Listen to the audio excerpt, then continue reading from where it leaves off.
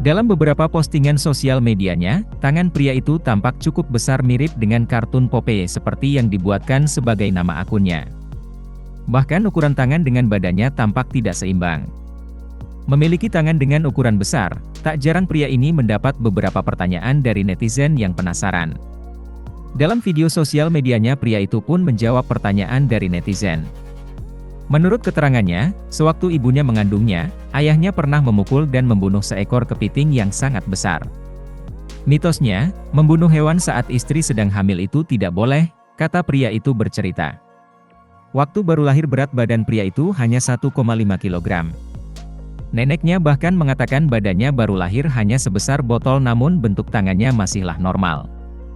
Hingga akhirnya di usia 15 hari, dia dibawa ke bidan untuk cek kesehatan dan tangannya sudah membesar.